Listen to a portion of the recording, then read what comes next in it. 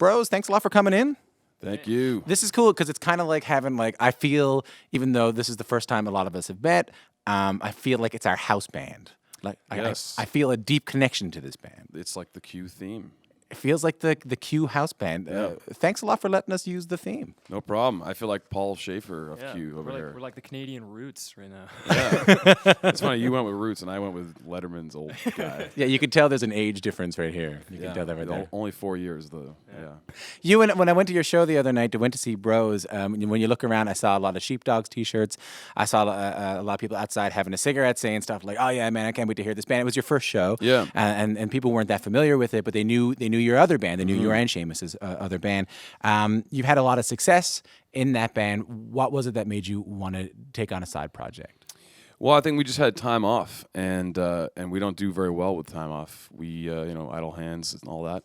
But Seamus and I we just finished making the last Sheepdogs record, and so we just started making some more music. And I think the idea was that it was music that wasn't as rock and roll focused. A little more like funk and soul, and a little bit of Latin grooves at times, and focusing on lots of like studio trickery, lots of overdubbing and stacking huge trombone towers and 12 vocals all singing at once. So that's why we have this big band to try to replicate it. Which is different than the Sheepdogs. Yeah, it's a little more of a, like 5-piece rock and roll, guitar harmonies and things like that. When the fans were there, I mean, I think in a lot of cases they weren't entirely sure what to expect. Seamus, is that on your mind that Sheepdogs fans are going to come see the show and kind of go, huh, what?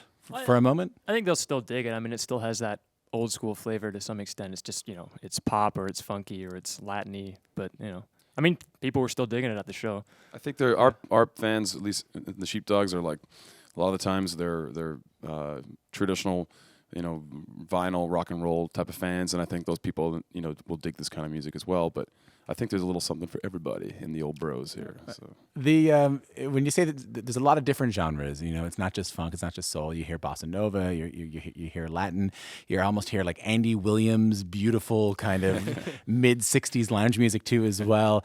Seamus, what were you guys listening to growing up to come up with this? Well, I mean, we sort of joked that like the big thing that we were listening to when we were making this project was Hall and Oates, like the early '70s Hall and Oates records. They're like, I don't know, pretty smooth, but still pretty soulful, and not as like sleek as like the later ones. But I don't know. We also listened to lots of like Paul McCartney's solo stuff after the Beatles. Badfinger. Badfinger was another big band that we listened to a lot. Sergio Mendes and like Burt Bacharach. Mm-hmm. Is this now as a later music listener, or were these things you were listening to growing up in your house? No, we grew up with a very musical family. Like our dad was a classical composer and pianist, and he would play Frank Sinatra and Stevie Wonder and Elton John, and sort of we heard a lot of different things, and then in addition to being the '90s, all the garage sort of grungy rock bands at the same time, so there's a very wide variety of music being played. And it seems like a real democracy of music. Like a lot of people might think that it's rock and roll above all, or it's jazz above all, or it's soul above all. But you guys seem to have a broad love of all, and like an equal idea of all different kinds of music. Yeah, we always kind of favored the eclectic approach to music, just a little bit of everything. Yeah, and there's no secret that we love music from a certain time period, that late '60s, early '70s period. But that's kind of when like rock and roll was so open to like adapting to like maybe like it had some Latino vibes with Santana, or it was like jazz leanings or fusion, or there was like a really great sort of like. It was just sort of dipping its toes into these different areas, and that's like a real sweet spot musically for that. I find it so funny that you mentioned Hall and Oates, because we had this band, the XX, in the other. Do you know these guys, the XX? No. They're like a kind of a synth pop, kind of rock group, really, really popular in the UK, and they do kind of well everywhere. All kind of dressed in black and black haircuts, and very British and very severe in many ways. And Yeah. I was talking to them about their music, and one thing that kept on coming up was Hall and Oates as well. Like they were listening to a lot of Hall and Oates. They were sampling a lot of Hall and Oates. Like what's going on?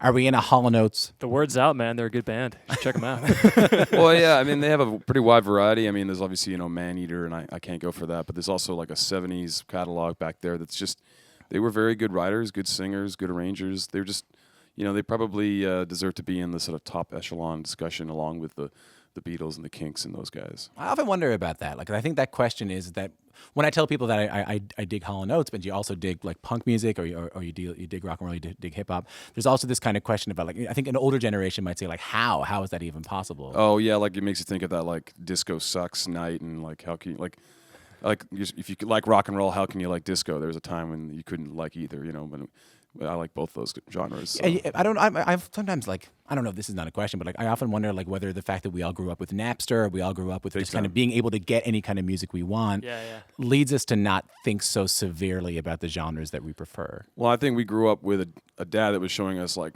music that maybe our friends wouldn't think was cool, but we thought it was cool because we were hearing Sinatra and Stevie Wonder, and then in the schoolyard, I'm listening to like Public Enemy and like Nirvana and stuff like that. So it was just like a really diverse.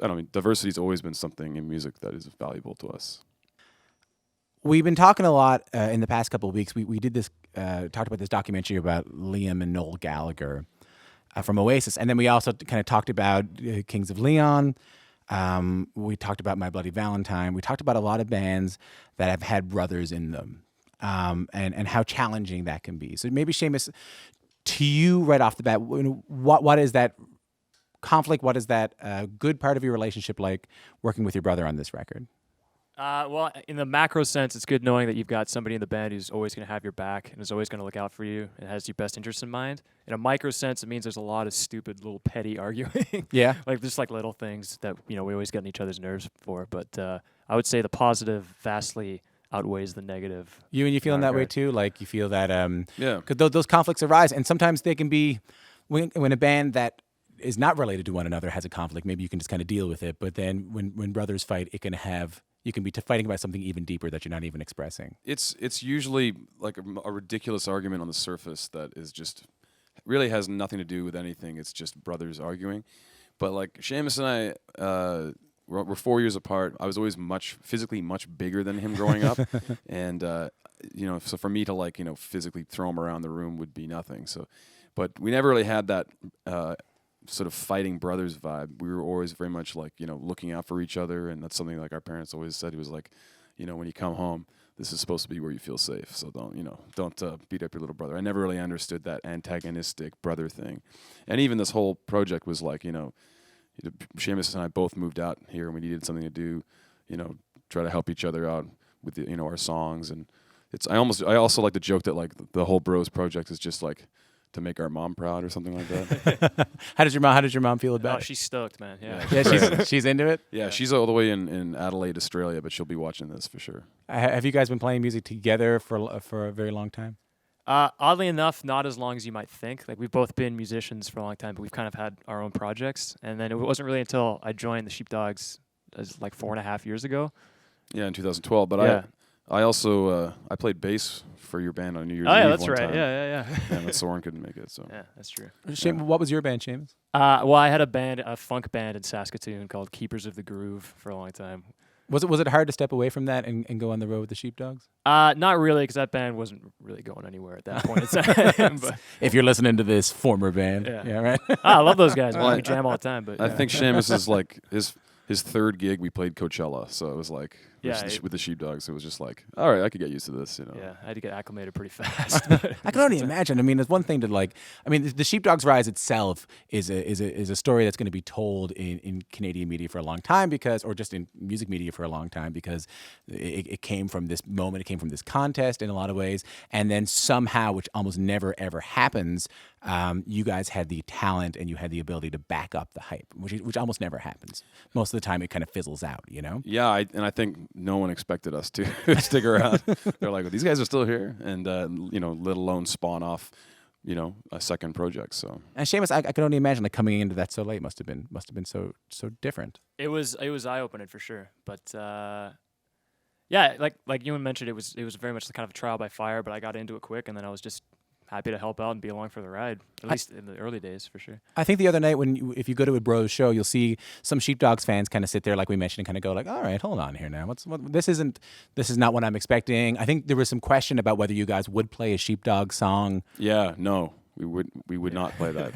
whether want these things to be separate. A brosified Sheepdog song. But then, like, as the set went on, I saw anyone who wasn't nodding their head at the start nodding their head towards the end of it.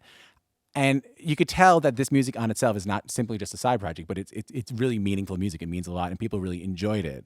Do you worry this could get away from you? Like, Seamus, what does the future hold for Bros, or is this just a one-time thing? Well, I mean, I guess it kind of remains to be seen going forward. We'll probably start hammering out some new tunes just because this project's been received so well. But I don't know. The world is our oyster right now. Have you considered that at all, Ewan?